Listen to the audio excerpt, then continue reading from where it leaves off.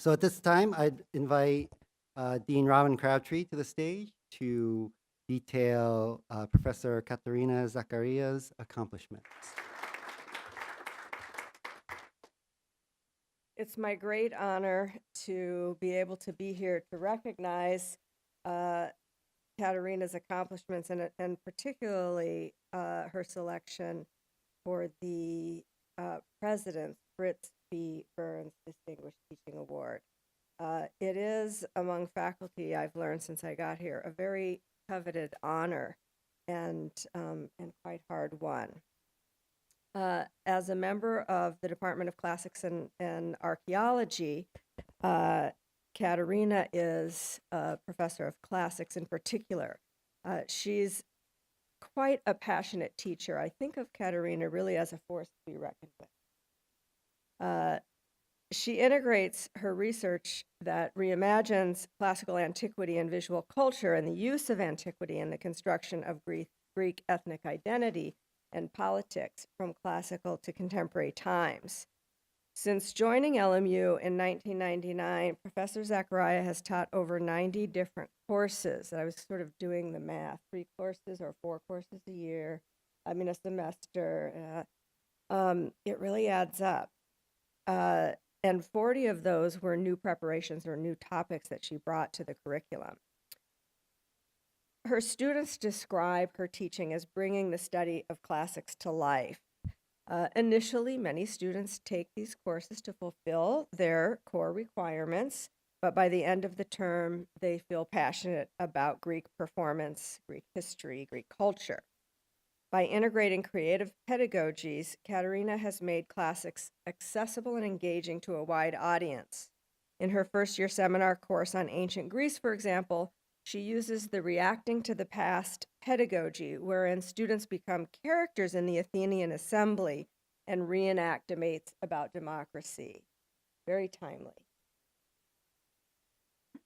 She's also developed a global immersion course that's become quite popular, Greek Tragedy in Performance. In this course, students travel to Greece to visit classical sites, and they also work with faculty from the Hellenic American University in Athens to do modern adaptations of a Greek tragedy with professional actors from the Michael Kakoyannis Foundation. This is an example of the kind of beyond the classroom view of learning that she encourages, and other examples include trips to the Getty, and then what has become quite a consequential and highly visible for LMU internship program with the annual Greek Film Festival of Los Angeles that has integrated students from BCLA and students from the film school in common summer activities.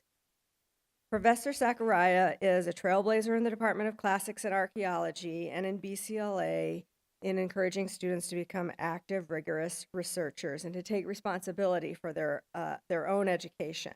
She's mentored many, many students in their research and also has done the yeoman's duty in revising the capstone requirement and many curricular revisions that led to the reframing of the department as classics and archaeology from its former many tracks and so on. And her seniors are now required to present at the Undergraduate Research Symposium as well as the Classics Symposium. So for her innovative interdisciplinary teaching and tireless mentoring, we recognize Dr. Katerina Zacharia as the President's Fritz B. Burns Distinguished Teacher for 2018. Hello, and thank you, Dean Robbin Crabtree, Provost Poon, and President Tim Snyder for the warm introduction. Thank you to each one of the colleagues in the faculty committees that selected the recipients for these prestigious awards, and to Associate Provost Dina Gonzalez and her team for administering the award.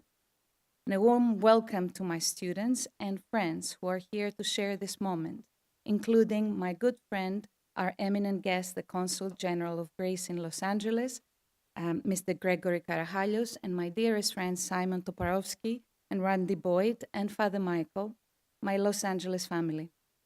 Thank you all for being here and welcome. Dear colleagues,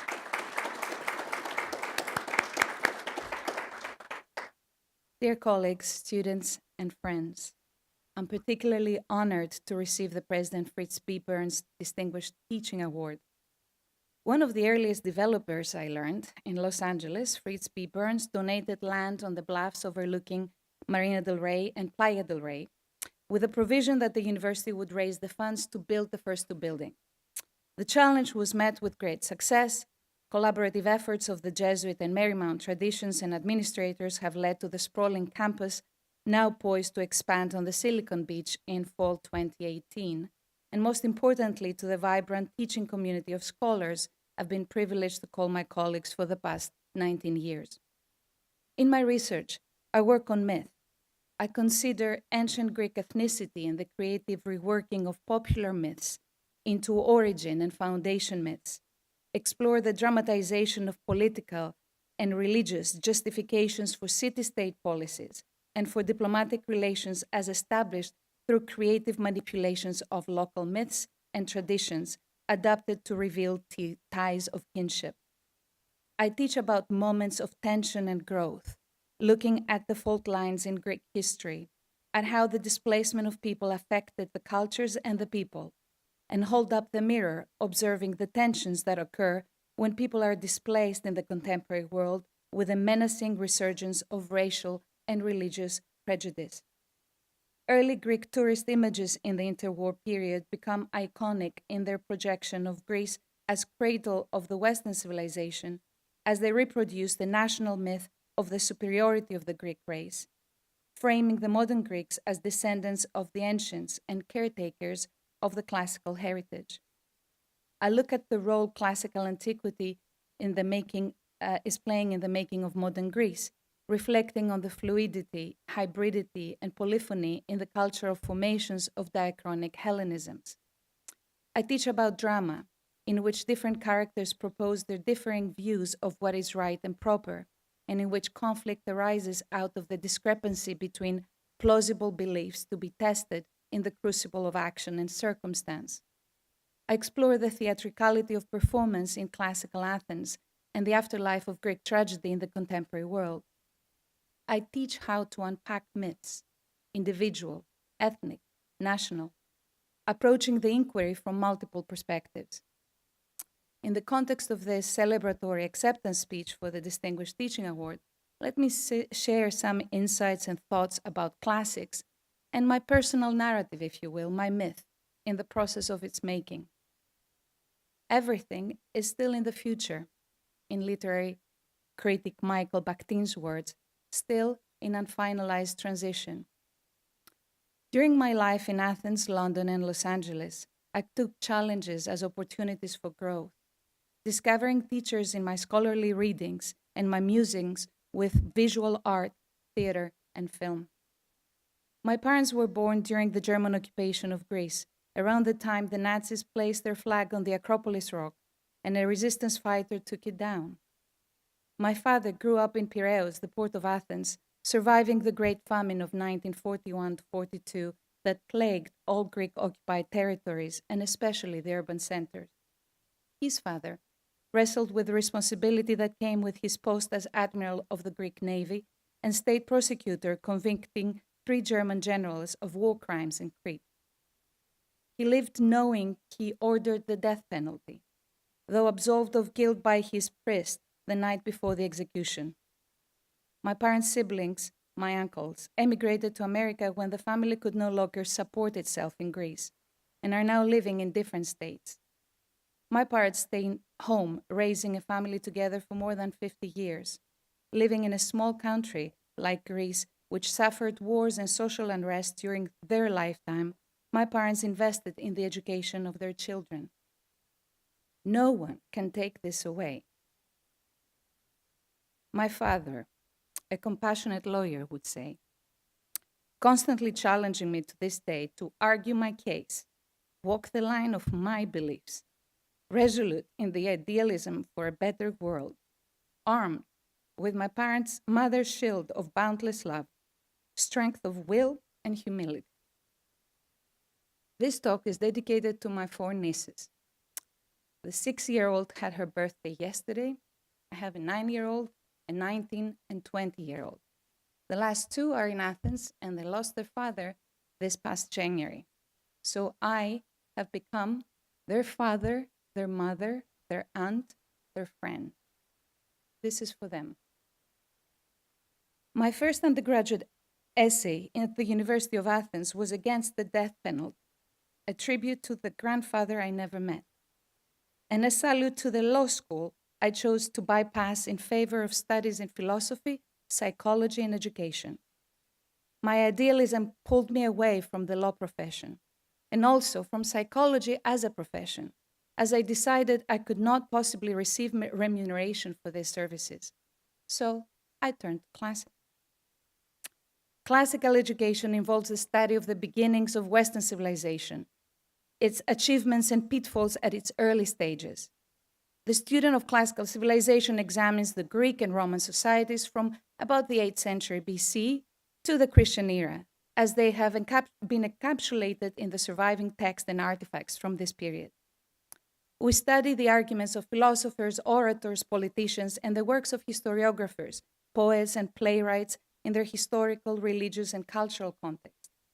We explore the value of constructive dialogue, of Athenian parousia, freedom of speech, the advantages of participatory democracy with the ensuing obligations of the citizen of the state to the state, some of the first tenets of philosophy, the beginnings of science, and the advancement from polytheism to monotheism. In fact, classics is itself an interdisciplinary discipline. In a world that values personal success as financial, material, or social recognition, classical education counters this, illustrating that all is ephemeral and soon fades. In Homer's Iliad, Glaucus ponders, and I quote, "As is the generation of leaves, so is that of humanity. The wind scatters the leaves to the ground, but the live timber burgeons with leaves again in the season of spring returning. So one generation of men will grow while another dies." The Greeks admonished taking the long-term view of leaving a mark in this world, of contributing to humankind before fading away, reckoning that the lasting marks are imprinted on their souls and on society. Athenian 5th century BC historian Thucydides wished his work of the history of the Peloponnesian War to become an everlasting gift. This is his legacy. Then the sculptor of the Ionic columns of the Erechtheum on the Athenian Acropolis left for us in the late 5th century another legacy, making sure that even the back of each individual caryatid's drapery and hair was impeccable, though hidden from the human eye until the porch was transferred to the Acropolis Museum almost 2,500 years later. The sculptor carved the caryatids employing all the expertise he honed in a lifetime, and in turn bequeathed his work to his gods, to the humankind.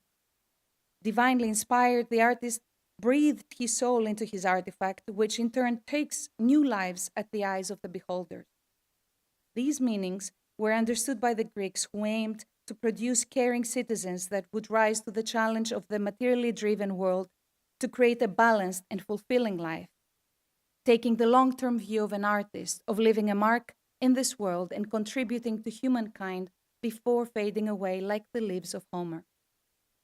The Greeks believed that one is endowed at birth with innate talents and must cultivate these gifts to serve one's peers and future generations. This is what keeps a person whole, preserving them during life's difficult moments.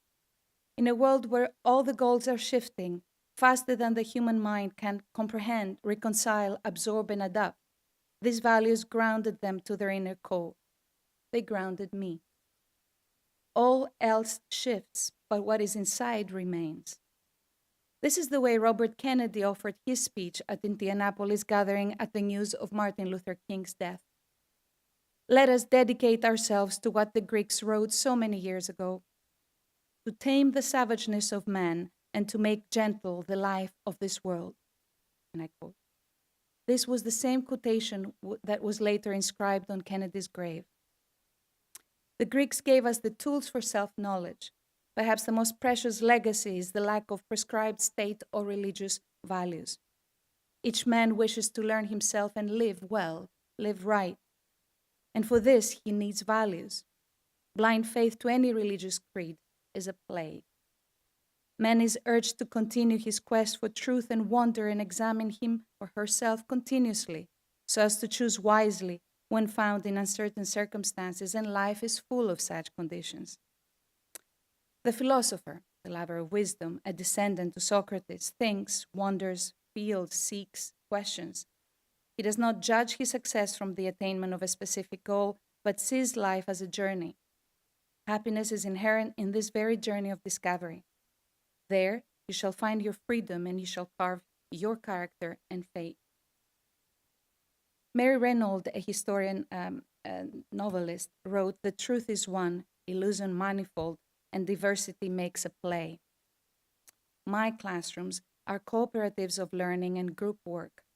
I teach about ancient Greece and how the displacement of people affected the cultures and the people, and hold up the mirror, observing the tensions that occur when people are displaced in the contemporary world. I am enthusiastic about implementing cutting-edge new pedagogies in the classroom that were introduced here by Dorothea Herreiner, the Reacting to the Past game. My first year Ancient World course was already mentioned. I'm going to be teaching another course in the fall on ancient Greece, using again the same pedagogy. This turns the classroom into a 5th century BC democratic Athens assembly and courtroom where we try Socrates, encouraging critical thinking through immersive role-playing. In my Greek tragedy and performance course, Global Immersion's teaching project is used to explore how the genre of tragedy and teamwork may assist in improving individual oral and writing skills. Collaborating with members of their group, students adapt and perform an assigned Greek tragedy in a modern context of their choice, developing problem-solving and critical thinking skills, as well as engaging their imagination and creativity in design thinking. And there's always a social issue they need to address. I used 2 students that took the course in the first 2 iterations of it as my writing instructors, and I'm writing a paper with them now on how this course works and how we can combat or teach students and learn their individual competitiveness and work in a team. This is a challenge. For my course on representations of Greece, in my capacity as Director of Education for the Los Angeles Greek Film Festival, I facilitated student internships as part of that course. During my outreach in the community, especially through the Greek Film Festival, I observed the tensions that occur when people are displaced, coming to a new home with different values, histories, cultures, languages, and ideals. This is the human story, not simply the Greek story.